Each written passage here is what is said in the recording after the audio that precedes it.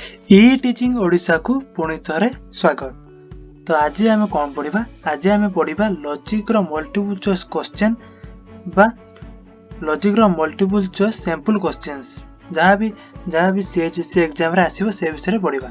तो आम पूर्व वीडियो रे कौन पढ़ते? पूर्व वीडियो रे आम यार प्रथम पार्टी को पढ़ते बा फर्स्ट पार्टी को पढ़ते। आज आम सेकंड पार्टी को पढ़ा। तो आम डेरी न करी पढ़ा, डेरी न करी आम आरंभ करवा।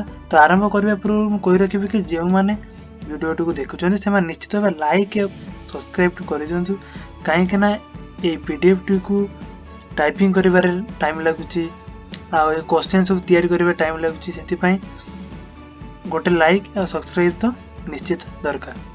तेल मैं आरंभ करवा। कौन रही प्रथम क्वेश्चन? तो how many figures are there in syllogism? Syllogism रे केतोटी फिगर रही? तो हम जानी there are 4 figure in syllogism. तो सेकंड क्वेश्चन कौन रही? Which figure is called perfect figure by Aristotle? Aristotle द्वारा क्यों फिगर टी को परफेक्ट फिगर बोली कहा जायछि?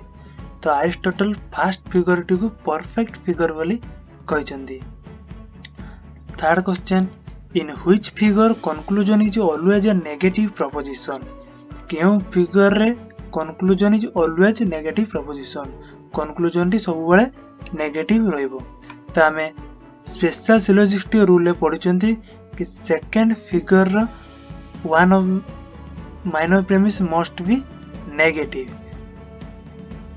Sorry, one of the premise is must be negative. यदि one of the premise is negative ताले कंक्लूजन मस्ट बी नेगेटिव। ताले the second figure conclusion is second figure conclusion is always negative proposition। तो 3 number question बुझेला। 4 number question, how many propositions are there in a syllogism? Syllogism रे केतोटी propositions रही? तो हम जानि जंडी 3टी proposition रही। कौन कौन ना मेजर प्रेमिस गोटे proposition, माइनर प्रेमिस गोटे proposition और conclusion गोटे proposition। ताले 3टी प्रपोजिशन रही सिलोजिज्म रे, 3टी प्रपोजिशन रही। 5 number question, in which figure conclusion is always particular? केउ फिगर रे कंक्लूजन टी ऑलवेज पर्टिकुलर हेताए? तो हम जानिचंती कि थर्ड फिगर रे कंक्लूजन इज ऑलवेज पर्टिकुलर। तो थर्ड फिगर कौन कौन रही? डाराप्ती, डाटिसी, डिसामिस, एलाप्टन, फेरिसन। तो ये समस्त कंक्लूजन होउची पर्टिकुलर। सेति थर्ड फिगर रे conclusion is always particular. Third figure conclusion is always particular. Fourth figure third figure conclusion is always particular. ताले नेक्स्ट क्वेश्चन पढ़ा, in which figure Cesare is a valid mode? क्यों figure रे Cesare होची गोटे valid mode? सेसार होची क्यों figure रे? कामेस्ट्रेस सेसार रे। सेकंड फिगर रे वैलिड मोड, सेकंड फिगर रे सेसार होची वैलिड मोड। नेक्स्ट क्वेश्चन, तो एई भली भाबे क्वेश्चन विभिन्न प्रकार हेई पारे, अन्य प्रकार पढ़ी पारे कि इन व्हिच फिगर ब्राह्मण tip is a valid mode. ताले सेतिपे मु समस्त न दे गोटे एग्जांपल देछि। सेतिपे एई टाइप रो क्वेश्चन पढ़ियो बोले क्वेश्चन पढ़ी पारे। हेतिपे सब गुडी ध्यान देई दबो कि अन्य क्वेश्चन भी पढ़ी पारे कि in which figure Camestres is a valid mode, in which figure Barbara is a valid mode. सेतिपे सब प्रकार न दे मु गोटे प्रकार देछि, तुमे सब प्रकार देखि नबो। तो अन्य गुडी से भली अन्य प्रकार से भली कि which figure is called perfect figure, question भी आसी पारे which figure is called imperfect figure. ताले फर्स्ट फिगर को छाड़ देले आ सब इम्परफेक्ट फिगर से भली मध्य पढ़ी पारे। तो हम एटा बुझी पारले। नेक्स्ट क्वेश्चन पढ़िबा। 7th question, in which mode Fesapo is reduce directly? बा फेसापोर डायरेक्ट रिडक्शन रे कौन हो? फेसापो डायरेक्ट रिडक्शन ही कौन हो? तो डायरेक्ट रिडक्शन गोटे सर्ट ट्रिक अच्छी। तो आम जानते कि रिडक्शन नियम कौन कि सेकेंड थर्ड और फोर्थ फिगर को आम कन्वर्ट करवा फास्ट फिगर ताले फेसाब कन्वर्ट होगी फास्ट फिगर गोटे मोड को जीव आम देखा प्रथम अक्षर एफ अच्छी प्रथम अक्षर एफ अच्छी फेसाब प्रथम अक्षर कौन अच्छी एफ अच्छी ताले से फास्ट फिगर फेरियो को डायरेक्टली रिड्यूस हम डायरेक्ट रिडक्शन ही फेरियो को जीव से भाई अन्य समस्त से भाई डायरेक्ट रिडक्शन हम धरने जो ब्राह्मण टिप तो ब्राह्मण टिप फास्ट बी अच्छी तो ब्राह्मण टिप डायरेक्ट रिडक्शन है डायरेक्टली रिड्यूस है कौन जीव बरबरा को रिड्यूस हम ब्राह्मण टिप कहीं प्रथम अक्षर कौन अच्छी बी अच्छी से अनुसार बरबरा हम एटारे फेसाब एफ अच्छी ताले फेसाब रिड्यूस डायरेक्टली इन फेरियो को से डायरेक्टली रिड्यूस हम केवल बरक और बोकाड़ को छाड़देले आउ सबुतार नियम लागू हम तो बरक बोकाड़ रिनेम है तार जो फाक्सक और डक्सा मस अच्छी से हिसाब से आंसर हम बुझीगला। तो आम 8th क्वेश्चन को जीवा in which figure of the syllogism O cannot be a premise syllogism रो क्यों फिगर रे O प्रपोजिशन प्रेमिस हो परिबा नाही O प्रपोजिशन प्रेमिस हो परिबो नाही तो तुम माने देखले ना जो वैलिड मूड फोर्थ चारोटी फिगर रो वैलिड मूड गुडी को देखले हम जानि परिबा कि फर्स्ट फिगर और फोर्थ फिगर रे O प्रपोजिशन प्रेमिस ही नहीं तुम देखिए जानी परिबो तो आंसर कौन हम neither first figure nor in fourth figure neither first figure nor in fourth figure. तो next question which of the following is a perfect mood of syllogism रो परफेक्ट मूड को यही चारोटी मध्य परफेक्ट मूड केउटी तो हम जानते perfect mood कोडा first figure ताले first figure एथिरे कौन अच्छी डारी रही आंसर हो डारी यही चारोटी मध्य डारी हो perfect mood of the syllogism. तो 10 number question how many terms in a syllogism रे केतोटी टर्म्स रही तो आम जानते सिलोजिज्म रे 3टी टर्म रही की टर्म ना मिडिल टर्म मेजर टर्म और माइनर टर्म ताले 3 टर्म्स इन ए सिलोजिज्म। तो next question in which figure of the syllogism conclusion can be universal affirmative proposition क्यों फिगर सिलोजिज्म रो क्यों फिगर रे conclusion can be universal affirmative proposition universal affirmative क्यों proposition a proposition है universal affirmative ताले a proposition T syllogism रो क्यों figure conclusion हे परिबो तो हम जानिछंती first figure बरबरा तार conclusion हो a proposition ताले फास्ट फिगर रे कंक्लूजन फास्ट सिलोजिज्म रो फास्ट फिगर रे कंक्लूजन यूनिवर्सल अफर्मेटिव प्रोपोजिशन हे पारिबो। नेक्स्ट क्वेश्चन के जीवा what is the position of middle term in fourth figure तो फोर्थ फिगर रो मिडिल टर्म रो पोजीशन कोन ताले फोर्थ फिगर रो मिडिल टर्म रो पोजीशन हम जानिचंती कि predicate of the major premise and subject of the minor premise ताले एटारे D predicate of the major premise and subject of the minor premise answer हेबो। Fourth figure middle term रो position fourth figure रो middle term रो position कोन ना predicate of the major premise subject of the minor premise एटा बुझियला। तो next question how many valid moods are there in fourth figure आउ ये 12 नंबर क्वेश्चन टी देखने ले जानि परिबा कि एभले मधो क्वेश्चन आसी पारे कि what is the position of middle term in third figure बा सेकंड फिगर बा फर्स्ट फिगर एभले मधो क्वेश्चन आसी पारे यदि हम गोटे टाइप रे देछि ए हिसाब रे अन्य गुड को देखि नबो एटा बुझियला। एटर देछि कोन what is position of middle term in fourth figure रे मिडिल टर्म रे पोजीशन कोन एटा मधो क्वेश्चन आसी पारे what is the position of middle term in third figure रे मिडिल टर्म रे पोजीशन कोन से आसी पारे से क्वेश्चन गुटे मु देई नै तो ये गोटे टाइप रो अछि एही हिसाब रे अन्य गुटे मध्ये देखि नबो। तो नेक्स्ट देखिबा how many valid moods are there in fourth figure. Fourth figure रे केतोटी वैलिड मूड रहिछि। फोर्थ फिगर रे कोन कोन रहिछि ब्राह्मणटिक कामेनेस डिमारिस फेसापु फेसिसन ताले पांचटी रहिछि ताले आंसर होछि पांचटी वैलिड मूड रहिछि फोर्थ फिगर रे। एबले मध्ये क्वेश्चन ये अलगा प्रकार मध्ये पढी पारे कि how many valid moods are there in third figure. Third figure रे केतोटी वैलिड मूड रहिछि बा फर्स्ट फिगर रे केतोटी वैलिड मूड रहिछि सेबले मध्ये क्वेश्चन आसी पारे से गुडी को मध्ये देखि नबो।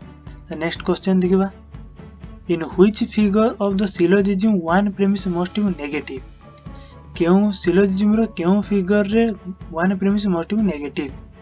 तो हमें स्पेशल सिलोजिस्टिक रूल पढ़ते कि second figure one premise must be negative हेबो तो आंसर सेकेंड फिगर हेबो।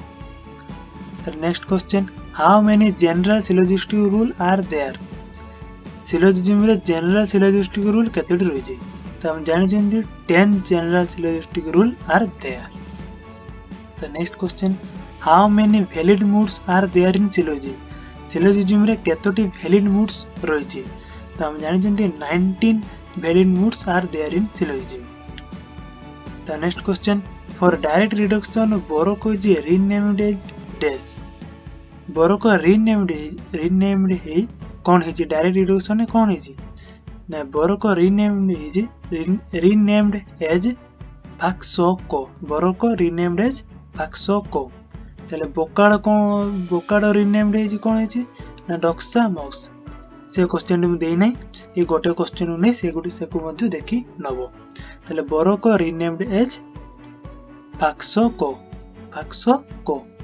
Next question how many premises are there in a syllogism. Syllogism रे केतोटी प्रेमिस रहिछि तो सिलोजिज्म रे हम जानि दुईटी प्रेमिस रहिछि आ गोटे कंक्लूजन रहिछि। तो next question what is middle term. Middle term का कुआ जाय तुम सीधा सळा कहि दोछि कि the term which occurs twice in the premises but remains absent in conclusion.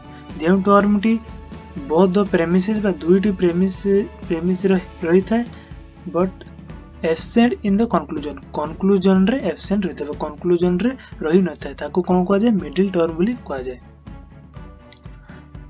Next question what will be the conclusion when both the premises are particular propositions.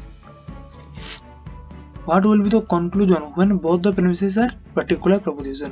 जेतेबेले दुईटी premise particular हबो conclusion कोन हबो तो हम जानि जंती कि जेतेबेले दुईटी पर्टिकुलर प्रेमिस हबो सेतेबेले the conclusion does not follow but no conclusion can be drawn from them. बुझियला। तो next question how many times middle term at least be distributed in a syllogism. Syllogism रे मिडिल टर्म टी at least केते थर distribute होबा आवश्यक तो once. Middle term टी सिलोजिज्म रे एट लीस्ट वंस डिस्ट्रीब्यूट होबा आवश्यक। तो next question when does the conclusion of a syllogism becomes negative. केतेबेले सिलोजिज्म रो कंक्लूजन टी बिकम्स नेगेटिव होबो केतेबेले जेतेबेले when one of the premise is negative. जेतेबेले गोटिए प्रेमिस नेगेटिव होबो सेतेबेले सिलोजिज्म रो कंक्लूजन टी नेगेटिव होबो। हम एटा को जनरल सिलोजिस्टिक रूल ले पढथिले तो एटा बुझियला। तो next question how is figure of syllogism determined. Figure of syllogism किपरि डिटरमाइंड हेइताय तो हम जानि चंती कि by the position of middle term in the premise only बा position of the middle premise रे position of the middle term द्वारा बा मिडिल टर्म रे पोजीशन द्वारा हम सिलोजिज्म रो फिगर ऑफ सिलोजिज्म को डिटरमाइन करी थांती। तो बुझिला। Next question how many premise are there in mediate deductive inference. तो मेडिएट डिडक्टिव इन्फरेंस रे केतोटी प्रेमिस रही थाए तो मेडिएट डिडक्टिव इन्फरेंस को कोन कह जे सिलोजिज्म। तले सिलोजिज्म रे केतोटी प्रेमिस रही थाए दुईटी प्रेमिस रही थाए। सिलोजिज्म रे दुईटी प्रेमिस रही थाए। तो next question major term is found in which premise. केउ प्रेमिस रे मेजर टर्म टी फाउंड हेताए बा पाई थाओ तो मेजर टर्म आम मेजर प्रेमिस रे पाई थाउ। तार minor term is found in which premise, minor term क्यों प्रेमिस रे पाई थाउ, माइनर टर्म माइनर प्रेमिस रे पाई थाउ। तो next question, minor premise is consist of two terms, minor premise consist of two terms, one is minor term, the other is what, other is middle term। तो हम जानी प्रत्येक premise रे middle term रही थाए, तो मिडिल टर्म गोटे middle term रहिबो आउ सेति भाई माइनर प्रेमिस रे गोटे टर्म माइनर टर्म आउ गोटे होची मिडिल टर्म। बुझिला ना।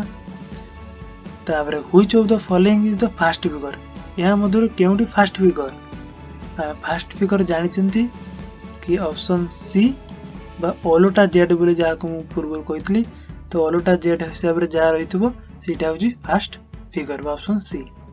तो next question, in which figure the position of the middle term is the predicate place in both premises, क्यों फिगर रे मिडिल टर्म टी predicate in the both premise रे predicate रे रही मिडिल टर्म रे क्यों फिगर रे। ताले हम जानी कि सेकेंड फिगर रे मिडिल टर्म टा both predicate in both premises, तो हम जानी बुझे तो आंसर हम second figure. Third, what is major term क्या कह जाए, मेजर टर्म होची predicate of the conclusion predicate को मेजर टर्म कह जाए। तो बुझीगला। तो next, what is the position of major term in the first figure, तो फास्ट फिगर रे मेजर टर्म रे पोजीशन कौन, ताले फास्ट फिगर रे आमे जानिचंती कि मेजर टर्म रो पोजीशन हेउची predicate of the major premise. यही क्वेश्चन मध्ये आउ गोटे टाइप रे आसी पारे कि what is the position of major term in the second figure रे मेजर टर्म रो पोजीशन कोन, कि what is the position of major term in first figure, एबळे मध्ये क्वेश्चन आसी पारे। तो हम नेक्स्ट देखिबा, what is the position of minor term in the first figure रे माइनर टर्म रो पोजीशन कोन, subject of the minor premise, एबळे मध्ये आसी पारे। तो 33 नंबर, कि what is the nature of a categorical syllogism रो नेचर कोन, तो इट्स प्रोपोजिशंस आर कैटेगोरिकल, यार प्रोपोजिशन हेउची categorical. The next question, in which figure middle term is predicate in major premise and subject in minor premise, क्यों figure रे middle term टी predicate in major premise subject in minor premise. तो एटा हम जानिछंती कि fourth figure रे middle term टी हेउची predicate in major premise subject in minor premise. Next question, when the major term is distributed in the conclusion without being distributed in the major premise, at that time which fallacy takes place, जेतोले major premise टी conclusion रे distribute हेइतिबो हेले major premise रे distribute हेइ नथिबो, जेतोले क्यों फेलासी arranges हबो, तो एतेबेले इलिसिट मेजर फेलासी अरेंजेस हबो। पूर्व वीडियो रे मध्ये म कहितली कि इलिसिट मेजर का कहै जे, जेटा आंसर हबो इलिसिट मेजर। तो next, when the middle term is not distributed in the both premises, at that time which fallacy takes place, जेतेबेले मिडिल टर्म टी both premises रे डिस्ट्रीब्यूट हेइ नथिबो एतेबेले केउ फेलासी अरेंजेस हबो, तले फेलासी हबो कोन अनडिस्ट्रीब्यूटेड मिडिल। तो next question, when the minor term is distributed in the conclusion but not distributed in the minor premise, which fallacy takes place, जेतोले माइनर टर्म टी कंक्लूजन रे डिस्ट्रीब्यूट हेतिबो हेले माइनर प्रेमिस रे डिस्ट्रीब्यूट हेइ नथिबो, तेबेले इलिसिट माइनर फेलासी अरेंजेस हेइथाय। if syllogism is consist of more than 3 terms, at that time which fallacy arises, at that time the fallacy of 4 terms arises, fallacy of 4 terms। The next question, in a syllogism if one premise is negative, the conclusion will be what, conclusion कौन हबो, conclusion हेबो negative. In syllogism if one premise is negative, यदि गोटे premise negative हुए ताले conclusion कोन हेबो negative हेबो। General syllogistic rule ए विषय को जायछि ताले आंसर हेबो नेगेटिव। तो एतिक रे रहिला। तो यार मध्ये आ गुटे पार्ट अछि, नेक्स्ट को आसीबो थर्ड पार्ट। तो एतिक रे रहिले। जय हिंद, जय भारत। लाइक और सब्सक्राइब करनियंतु।